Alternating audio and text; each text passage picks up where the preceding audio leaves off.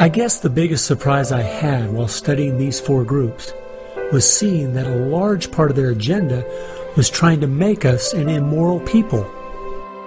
The communists knew in the 1930s and since that time, and the leftists know today, that if you can break down the cultural traditions, the basic rules of morality, then it's much easier to move people in different directions that are counter to the good of society. They recognize that it's all part of the same fabric. Their ideologies all work together to break down families, to break down the sanctity of human life, the value of human life, to break down the idea that there is a God that we are accountable to. They essentially are validating the Judeo-Christian worldview by the very things they attack.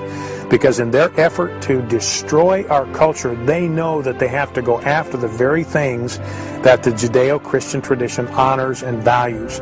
Morality, belief in God, faith, the importance of family, the sanctity of life, the sanctity of marriage. It's amazing our enemies could see our morality was our greatest strength. And yet so many Americans don't seem to get it. Morality is simply having the character to do what you should do instead of what you have the freedom to do. And that's the only way freedom works. A people cannot be given freedom without morality, or they will self-destruct. And that's what we see happening in America today. The bottom line is freedom and free enterprise are simply fruit on the tree of morality. Our founding fathers clearly understood this principle, and so do our enemies.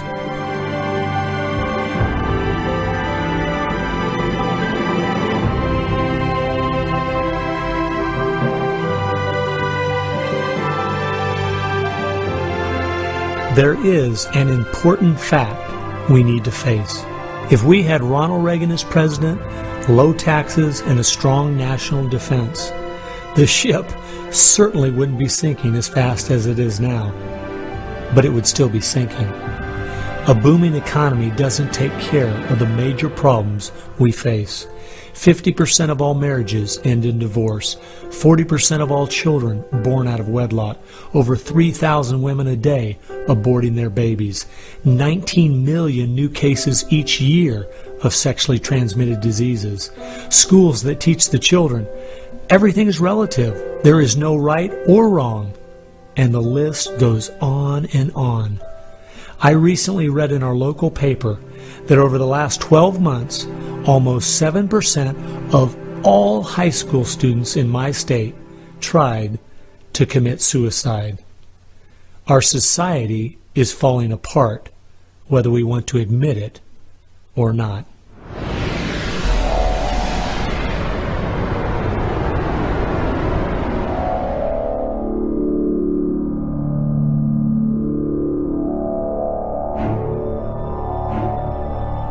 Karl Marx had the insight to see that dethroning God and destroying capitalism went hand in hand.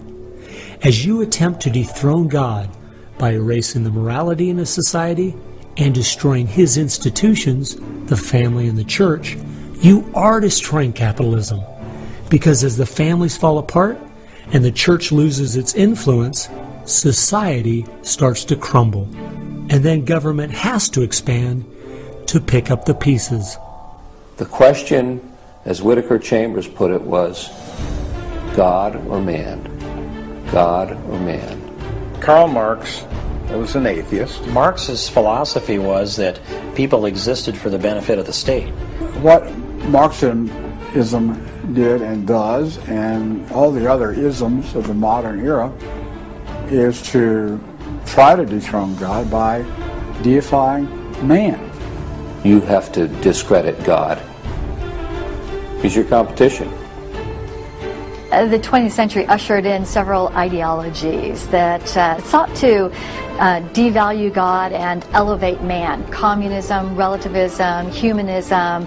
They all deny that there's a God, and they claim that by doing so they're really elevating man. But if you look at how each of those philosophies end up working out in real life, there are always some classes of human beings that don't deserve the same value or rights as anyone else. To turn it around, To believe in freedom, the way we have been raised, you have to believe that there's something precious about every human person. And of course that's from the Bible. Imago Dei, we are all created in the image of God. Therefore, every human being is entitled to respect and dignity and freedom, and that is distinctive to biblical religion. You don't find anywhere else. Almost all the ideas that have made America such a unique and great country our founding fathers got straight out of the Bible. I guess that's why the left only has a problem with one religion, biblical Christianity. They never complain about separation of church and state when it comes to Islam, Buddhism, Hinduism, or any of the other religions.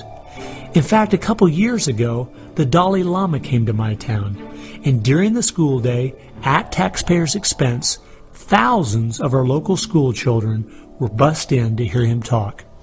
I wonder if they would ever do that for someone like Billy Graham. No, they must destroy the Bible's influence in America so they can step in with big government in its place. It's an age-old question.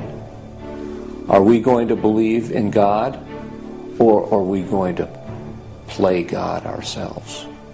Essentially, for the left, the choice that they see very clearly is people are going to depend upon God or they are going to depend upon government. They want people to depend upon government, so they have to destroy faith in God. At its core, it's a rebellion against God and God's laws. And that's what the battle is about. That's what the assault is on. That's why Christianity is a target. And that's why we saw the gulags in the Soviet Union. We saw the concentration camps in Nazi Germany. And all the ideologies that elevate man end up devaluing certain human beings. Dictators of the left, Hitler, Stalin, Mao, Castro, and all the others, always have come to power by acting like they're going to change things to make it better for the people. Yet history has shown us the devastating results that have happened every single time. There is no example in history of big government that didn't abuse its power over the people. But people who have believed in the God of the Bible and that our rights are a gift from Him to everyone have always stood up for the preciousness of every human life. You look at those who have fought for true human rights throughout the ages, and it's those that do have a strong faith in God, those who fought against slavery, and those now today who are fighting for the sanctity of human life. Like the Declaration says, we hold these truths to be self-evident, all men are created equal. Aristotle didn't believe that. He said some people are born to be slaves, and some other people are born to rule over them. And the reason that you and I know different, and it's not because we're smarter than Aristotle, he was a smart man. But we have something he didn't have. We have the Bible. And so, therefore, that's where we get these ideas. And from pagan antiquity or neo-paganism or all the modernisms, you get the opposite.